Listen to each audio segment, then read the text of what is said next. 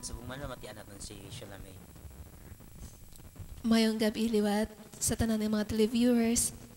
Akon gali gusto ko man i-share sa inyo kung ano gid ang ano nga kanta ang nagtandugid sa akon para sigihon kong pagkanta ko. Ang nakapatandugid sa akon amo ang spirit song. Kay sa lyrics nga wala, oh, come and sing the song with gladness as your hearts are filled with joy. Lift your hands in sweet surrender to His name. Na do amo ginangalin niya balangan taga ano sina nagatudokit sa akon tagipusoon tapos amo ginaang nagapahibi sa akon. Kag dira ko bala na realize na kung ano kaimportante ang Ginoo sa akon nga kabuhi. Kaysa una,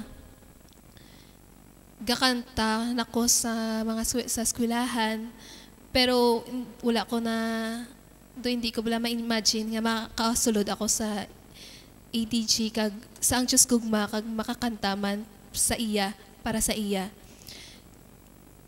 Sang una, ang akon nga pagkanta para sa kalabanan ko nga ginakantan, syempre kung magsiling ka eskwelahan, contest kinaya.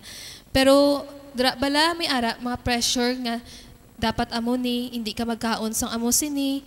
Wala ko gid na enjoy kaon kaluy mga inchik-inchik da nga mga bulong para lang magnami ang tingog mo. Tapos before ko magkanta, ginapaturos ako sang itlog bala nga Bisaya para magdanlog ang tutunlan ko. Tapos ginapalugom, gid ko na permi, maski gas ko helaga, pamati sa leksyon. May luya ako yung gina Tapos, amo na, bawal man ko, gusto ko daan, palahampang man ko mo, bawal maghampang sang volleyball, bawal mainitan, tanan pala nga mga bawal, ginasunod mo na lang bala para amo na kay tungod para hindi lang maglaw ay ang imo nga tingog pag abot sang contest na.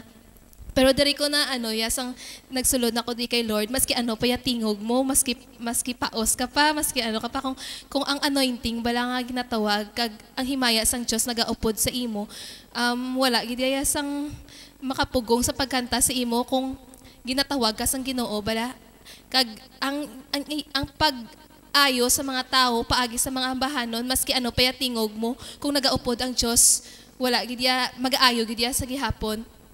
Kag na-realize ko man gani nga sang una, tingala ko nga ginapamangkot ko sa kaugalingon ko ano gid bala ang purpose ko nga sang una bata pa ko gaupod-upod lang ko sang gamay, tingamon nga ang ako niya ginakadto hampang malang kay mga 5-7 years old mga darating ako na kadto ya hampang lang ya, pero wala ko na bala na pinsaran ko nga ara ko da ya amo pa lang na edad ko ara ko da. Tapos natingala ko gani maski sa amo niga pamangkot kami kung ano kami nga batch, kay wala kami batch, ara lang kami da ya, nagsulod lang kami sa community nga wala kami sang batch. Pero kumbaga ang amon napunan na kaswerte lang gid kay gamay pa kami. Ara na balaging tawag na kami sang Ginoo.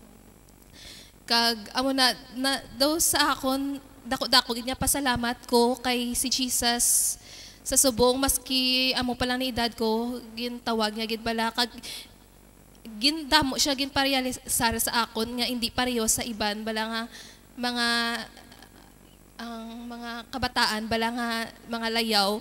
Pero akon gapasalamat gid ko kay dako nga kalipay nga nakita ko man nga maski amo ni gali ang damo man bala ako napalipay nga mga tao, especially mga ako mga ginikanan. Kaya siguro kung nagpalalagaw man ko, siguro wala gid ko may nabulig nga maayos sa ako mga ginikanan.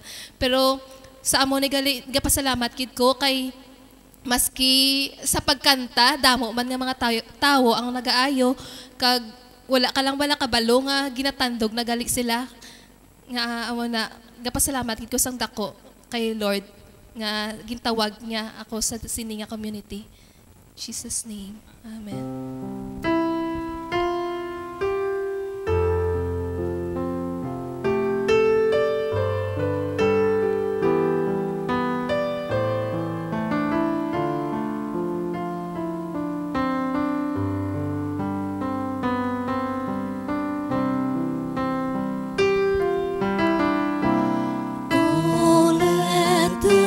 Son of God enfold you with His Spirit and His love. Let Him fill your heart and satisfy your soul. Oh, let Him have the things that hold you in His Spirit like a dove will descend upon your life and make you whole.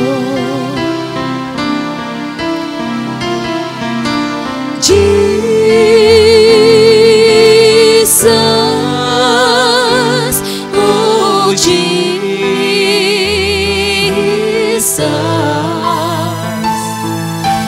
come and fill your land.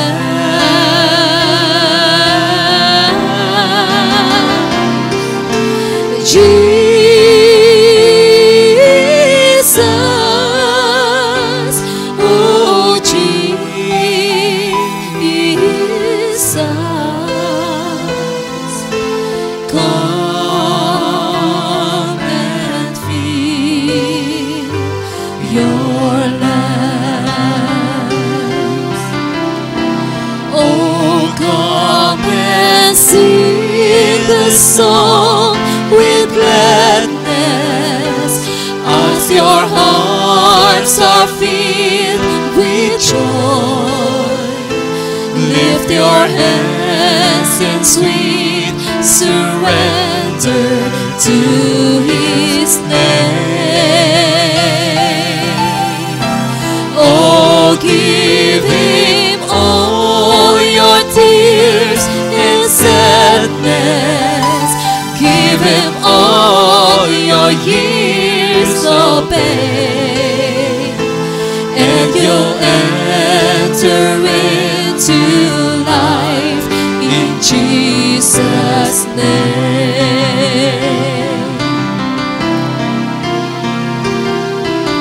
Jesus.